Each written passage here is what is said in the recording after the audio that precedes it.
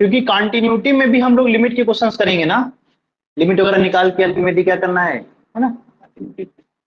Late f is defined on a subset of R to R be any function defined on S, defined on S, ठीक है ना, defined on S, ठीक है। अच्छा, ये जो फंक्शन डिफाइन होता है उसको बोलते हैं डोमेन। क्या बोलते हैं? डोमेन क्या होता है? जहां पे फंक्शन डिफाइन कर देते हैं, ठीक है ना। जैसे आपसे बोला जाए ना कि यदि आपसे बोला जाए कि f from 0 to infinity to R और f of x is equal to क्या है? साइन x है। क्या है? साइन x, ठीक है ना। या आप कैसे देखिए कि f of x is equal to sine x लेते हैं ना, तो साइन x का डीओडी क्या आएगा? बताओ भाई, डीओडी क्या आएगा? R आएगा। क्या आएगा? R आएगा, है ना। तो R आएगा और R का कोई भी सबसेट होगा उसको बोलते हैं डोमेन। क्या बोलते हैं? डोमेन, ठीक है ना। तो डोमेन क्या होता है? वो डीओडी का सबसेट होता है, डीओडी का सबसेट होता है। और डीओडी जो होता है वो भी क्या होता है? डोमेन ही होता है। क्या होता है? डोमेन। आप क्या करिए, जो डीओडी का कलेक्शन है ना उसमें सबसे बड़ा या डीओडी ले लोगे उसी को क्या बोलते हैं? डोमेन। सॉरी, आप क्या करिए, डोमेन का कलेक्शन ले लीजिए, उसमें सबसे बड़ा जो लार्जेस्ट डोमेन होगा उसी को क्या बोलते हैं? डीओडी। क्या बोलते हैं? डीओडी। कितना क्लियर ना? ठीक है। तो यहाँ पे क्या है, ये जो एस है वो उसको क्या बोलेंगे? डोमेन बोलेंगे। क्या बोलेंगे? डोमेन बोलेंगे। और वो डोमेन जो है वो डीओडी भी हो सकता है। क्या हो सकता है? डीओडी भी हो सकता है, क्योंकि every DoD is domain, but every domain is not DoD, है ना। क्योंकि डीओडी क्या होता है? लार्जेस्ट डोमेन होता है। क्या होता है? लार्जेस्ट डोमेन होता है, ठीक है ना। चलिए, एंड यहाँ पे एक चीज और इंपॉर्टेंट है, यहाँ पे and alpha belongs to S. चीजों को समझिए, ये इंपॉर्टेंट है। अल्फा कहां से? एस से। इसलिए इंपॉर्टेंट है क्योंकि इसमें हमें एफ ऑफ अल्फा की भी जरूरत पड़ती है। क्या जरूरत पड़ती है? एफ ऑफ अल्फा की भी जरूरत पड़ती है, ठीक है ना। Alpha belongs to S, then f is said to be continuous. और कॉन्टिन्यूअस किस पे बोल रहे हो? एट अल्फा पे। क्या बोल रहे हो? एट अल्फा पे। जहां पे हम लोग पॉइंट या बोल रहे हैं ना, एट अल्फा या एट जो भी बोल रहे हैं ना, उसको बोलते हैं पॉइंट बेस्ड प्रॉपर्टी। क्या बोलते हैं? पॉइंट बेस्ड प्रॉपर्टी, ठीक है ना। If for every epsilon positive there exist delta depends on epsilon positive such that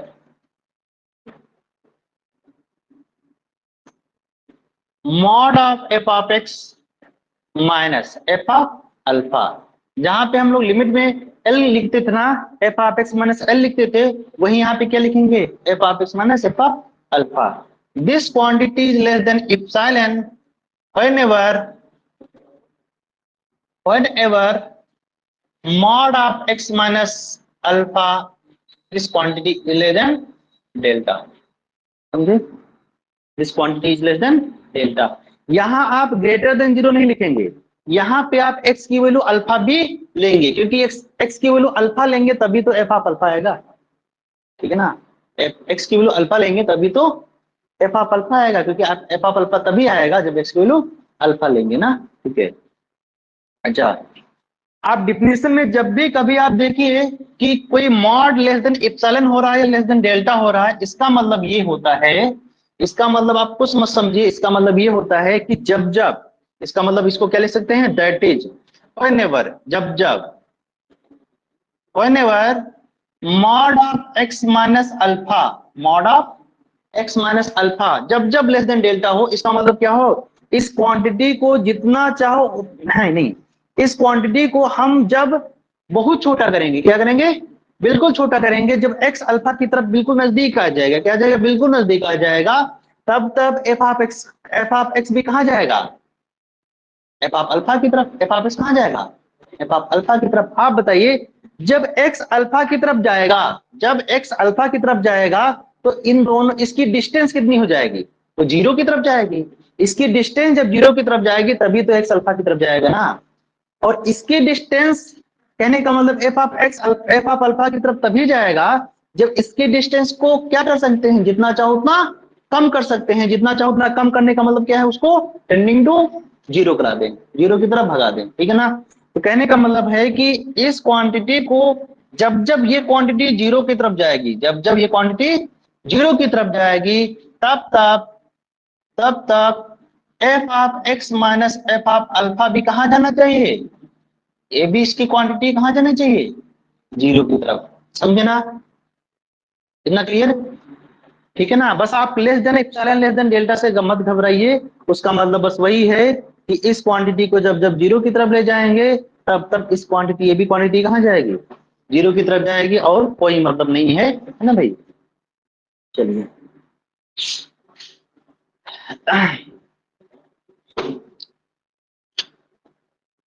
आगे बढ़े।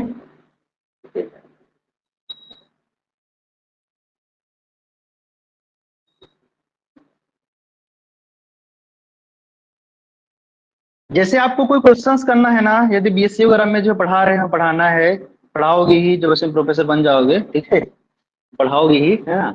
उसके लिए क्या करना पड़ेगा, आपको ये निकालना पड़ेगा, क्या निकालना पड़ेगा कि फॉर एवरी एप्सिलॉन के लिए देयर एग्जिस्ट क्या मिलना चाहिए, डेल्टा मिलना चाहिए। और डेल्टा जो है किस पे डिपेंड करना होगा, एप्सिलॉन पे। तो डेल्टा और एप्सिलॉन में कुछ क्या मिलेगा, एक रिलेशन मिलेगा। तो रिलेशन आपको निकाल के देना पड़ेगा, तभी आप बीएससी में क्वेश्चन कर पाओगे, ठीक है ना। कैसे करते हैं उसको समझ लीजिए, ठीक है ना।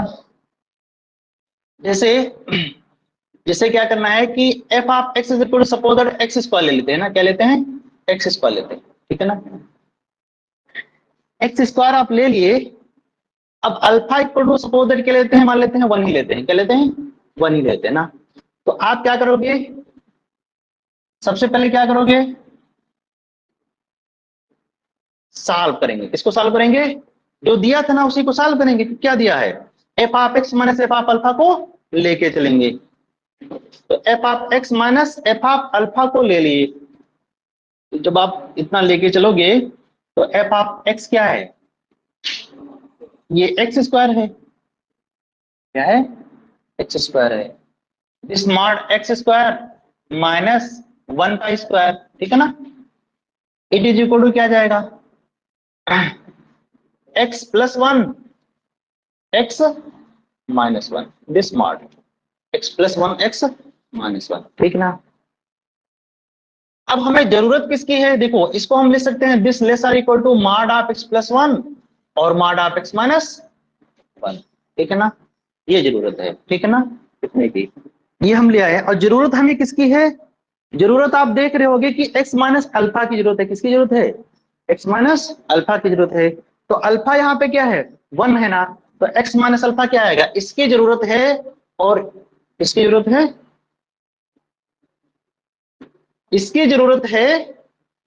ना, इसकी जरूरत नहीं है, ठीक है ना। तो जिसकी जरूरत नहीं होती है उसको हम हटा देते हैं, ठीक है ना।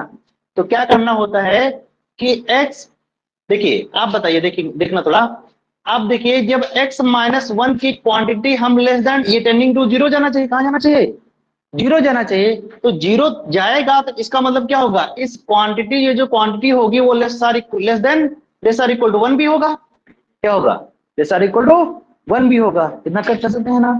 तो less or equal to one भी होगा, या less or equal to two भी होगा, या less or equal to one upon two भी होगा, या less or equal to one upon three भी होगा। लेकिन हमें कैलकुलेशन इजी करने के लिए क्या करते हैं, less or equal to one लिखते हैं, बाकी कोई मतलब नहीं है। आप टू भी लिख सकते हो और वन अपॉन थ्री भी ले सकते हो, वन अपॉन टू भी ले सकते हो, कुछ भी ले सकते हो, लेकिन बस पॉजिटिव रियल नंबर होना चाहिए। क्या होना चाहिए, पॉजिटिव को रियल नंबर होना चाहिए, ठीक है ना। ले लिए, हमें कैलकुलेशन इजी करना है ना, या किसी भी बुक में देखोगे तो वो मन में मान के ही करते हैं, ठीक है, क्योंकि कैलकुलेशन इजी करने के लिए, और कोई मतलब नहीं है, ठीक है ना। तो इसको हम ये ले सकते हैं, मॉड की property x minus one this less or equal to one and it is greater equal to, अरे मैं बोल दिया ना यार, कुछ भी ले सकते हो, 100 ले लो, है ना। आप 0.3332 ले सकते हो, समझे ना। अब ये ऐसा इस टाइप का जो लोगे, या पाई बाई टू ले लोगे, या पाई स्क्वायर ले लोगे, थोड़ा कैलकुलेशन अच्छा नहीं लगता ना, वहां पे सीधा साधा वन ले लो ना, तो अच्छा है, समझे, ठीक है। ये this quantity greater equal to minus one, ठीक है ना। अब इसको और सॉल्व करेंगे। सो दिस डायरेक्टली इंप्लाइज है ना। अब क्या करें, यहाँ पे क्या हमें जरूरत किसकी है, केवल x की जरूरत है। किसकी जरूरत है, x की जरूरत है ना। तो यहाँ पे क्या करेंगे, +1 ऐड करेंगे सब में, तो इधर में हो जाएगा 0, this lesser equal to x और this lesser equal to 2, this lesser equal to 2। अब आप बताइए कि इतना हम लेके चले तो x की मैक्सिमम वैल्यू क्या आ गई, 2। x की मैक्सिमम वैल्यू क्या आ गई, 2। अब यहाँ पे x की मैक्सिमम वैल्यू रख देंगे तो ये क्वांटिटी क्या हो जाएगा, लेसर इक्वल टू लिख सकते हैं, नहीं लिख सकते हैं, 2 + 1 है ना। तो ये क्या आ गया, this lesser equal to 3 mod of x minus 1। सुनना नहीं आ रहा। अब हमने क्या किया है, इसको फ्री फ्रॉम, मतलब कहने का मतलब हमने जो लाना था केवल उसी वही टर्म है, बाकी को एलिमिनेट कर दिया, ठीक है ना। अब ये जो सॉल्व होके आया है, ये क्या आया है, mod of f of x minus f of 1 और this quantity less or equal to 3 time mod of x minus 1, और इस पूरे को लेस देन इप्सिलॉन मान लेंगे। क्या लेंगे, क्योंकि हमें अल्टीमेटली लाना है f of x minus f of alpha less than epsilon लाना है, ठीक है ना। अब ये लेस देन इप्सिलॉन तभी होगा जब 3 time x minus 1 is less than epsilon हो जाएगा, ठीक है ना। और यहां से हम ये इंप्लाई कर सकते हैं x minus 1 is less than epsilon upon 3, ठीक है ना। बताइए, आप जब देखे थे यहाँ पे देखे तो ये क्वांटिटी होती है उसको लेस देन इप्सिलॉन लिखते हैं, और इतनी क्वांटिटी को क्या लिखते हैं, लेस देन डेल्टा लिखते हैं ना। तो यहाँ पे ये क्या आया है, ये क्वांटिटी आई है तो इसको क्या ले लेंगे, इसी को डेल्टा ले लेंगे, समझे ना। तो लिखेंगे क्या, इसको हम लिखेंगे ऐसा, लिखना। तो यहां से लिखेंगे कि f of x minus f of 1 this quantity is less than epsilon whenever, जब व्हेनेवर, और इसी को क्या मान लेंगे, delta, whenever mod of x minus 1 is less than delta, where delta is equal to epsilon upon 3, epsilon upon 3। यदि कोई आपको इप्सिलॉन फेंके तो उधर आपको डेल्टा फेंक दो, ठीक है ना। यदि ऐसा हो रहा है, ठीक है, तब तो ठीक है, तब तो वो लिमिट हो या वो कंटिन्यूस हो जाएगा। अब वो इप्सिलॉन दे दिया, अब डेल्टा ढूंढ रहे हो, डेल्टा आप देख ही नहीं पा रहे हो ना। अब डेल्टा किसी एक इप्सिलॉन के लिए आप डेल्टा नहीं दे पा रहे हो ना, तो कंटिन्यूस नहीं होगा, समझे ना। अब देखिए ना, कोई भी आप इप्सिलॉन लो, जैसे इप्सिलॉन की वैल्यू 1 लेते हैं ना, तो डेल्टा क्या आ जाएगा, 1/3। इप्सिलॉन की वैल्यू 100 ले लेते हैं ना, तो डेल्टा क्या आ जाएगा, 100/3। कोई भी इप्सिलॉन लो पॉजिटिव, बताओ है या नहीं।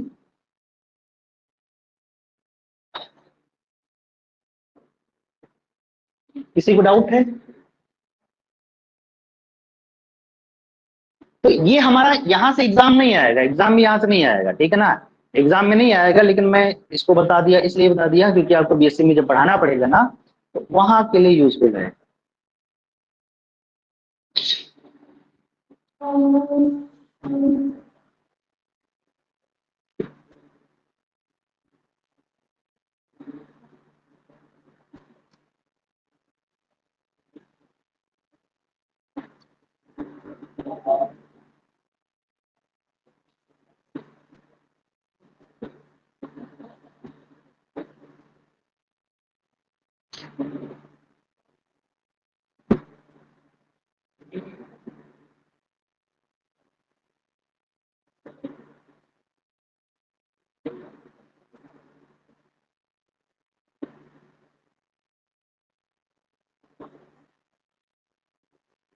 ऑनलाइन वाले जिन जिन लोगों का सेट निकलेगा ना, वो लोग सभी लोग मिठाई खिलाने आएंगे, ठीक है।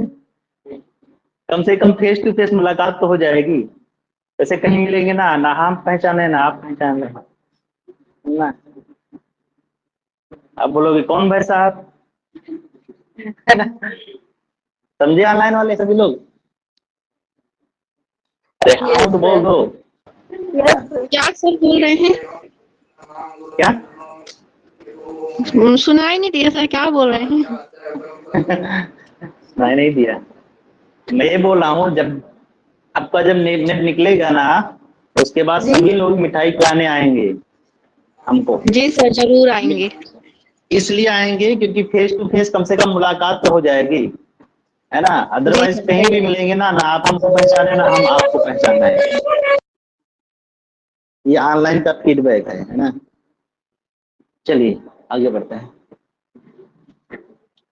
आप लाइन वालों से नहीं बोल रहा हूँ, ठीक है, मिठाई खिलाएं ना खिलाएं, ठीक है, समझे, ठीक है, उन लोगों से डेली मिलना हो रहा है।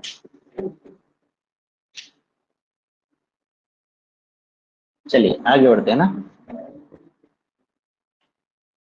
तो आपसे बोला जाए, है ना, देखिए आप लोग पढ़े होंगे ना, जैसे एग्जाम्पल कंटिन्यूटी पढ़ लिया ना, अच्छा हाँ, और डिफिनेशन थर्ड डिफिनेशन पढ़ते हैं ना, थर्ड या सेकेंड, सेकेंड डिफिनेशन, ठीक है ना।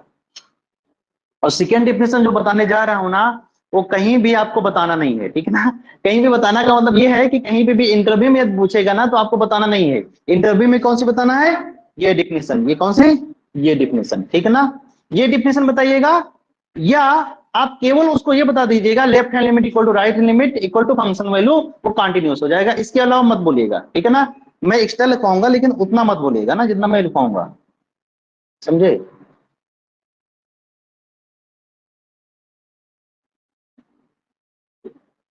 Let F is defined on a subset of R to R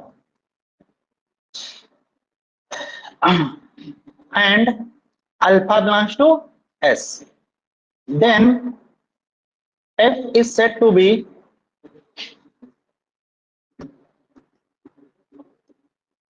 continuous at alpha. Continuous at alpha. If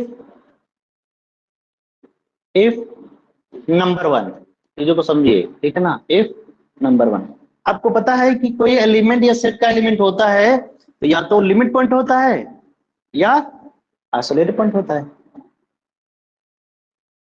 यदि कोई एलिमेंट अल्फा एस का एलिमेंट है तो या तो वो लिमिट पॉइंट होगा या आइसोलेटेड पॉइंट होगा, इसके अलावा कोई पॉइंट होगा नहीं, होता है ना, ठीक है ना।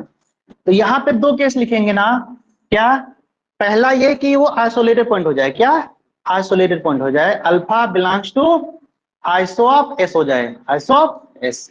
और आइसो ऑफ एस को क्या बोलते हैं, एस माइनस एच डैश, क्या बोलते हैं, एस माइनस एच डैश। मतलब लिमिट पॉइंट वाले निकाल देंगे पूरा सेट तो बचेगा क्या, आइसोलेटेड पॉइंट बचेगा ना।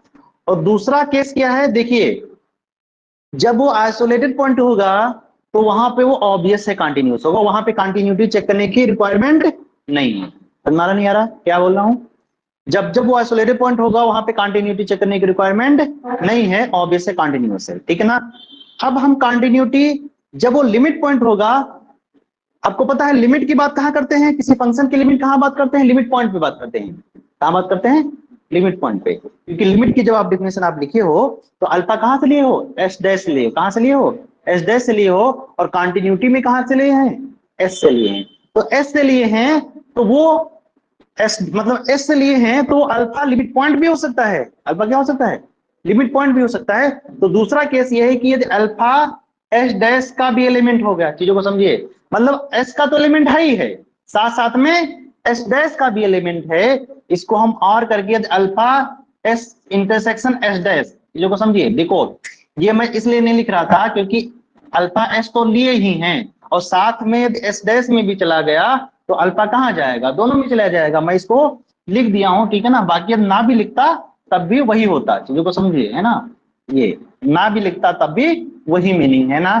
यदि इस ऐसा हुआ उस केस में क्या करेंगे, then limit of x tending to alpha f of x is equal to L I, क्या है, एल आई, और यही एल क्या हो जाए, एफ ऑफ ए के, एफ ऑफ अल्फा के इक्वल हो जाए, एफ ऑफ अल्फा के इक्वल हो जाएगा।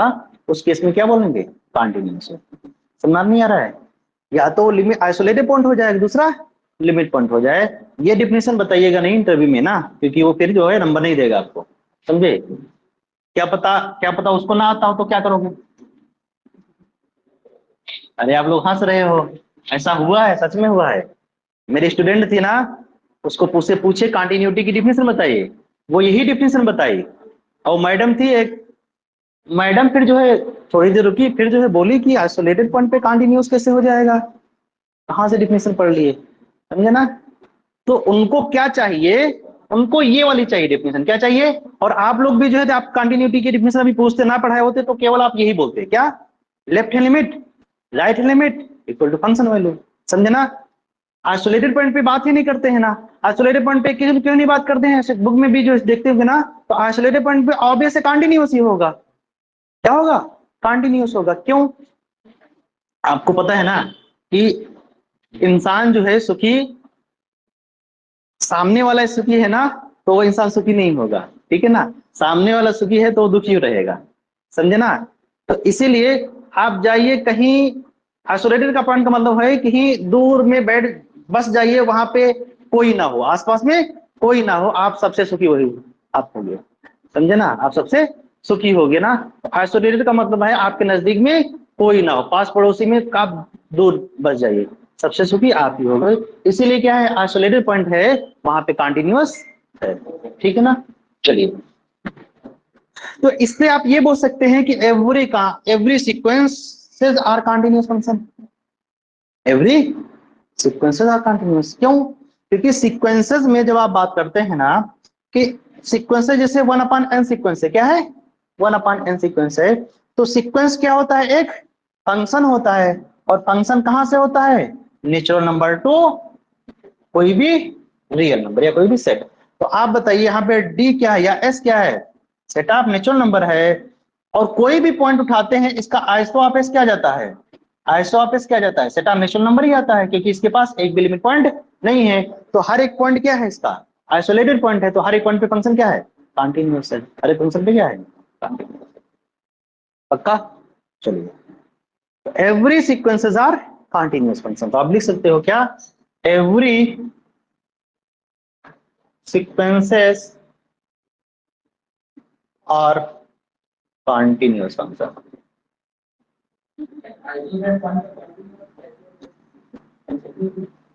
ठीक है ना। चलिए बता रहा हूँ, ठीक है ना, हाँ इतना लिख लिए क्या, लिख लो लिख लो।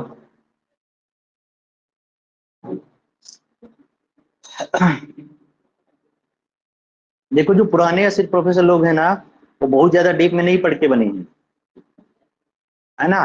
अब बहुत ज्यादा जो ओल्ड है ना अभी डेट में, तो वो लोग के टाइम में केवल एमएससी होता था, एमएससी एलिजिबिलिटी होती थी मिनिमम, है ना। सेट वगैरह ना तो सेट था ना तो नेट वगैरह, केवल एमएससी एलिजिबिलिटी थी ना, एमएससी के बेस पे जो है बन जाते थे। और अभी क्या हो गया है, मिनिमम एलिजिबिलिटी सेट हो गया है या नेट क्वालिफाई है ना, समझे।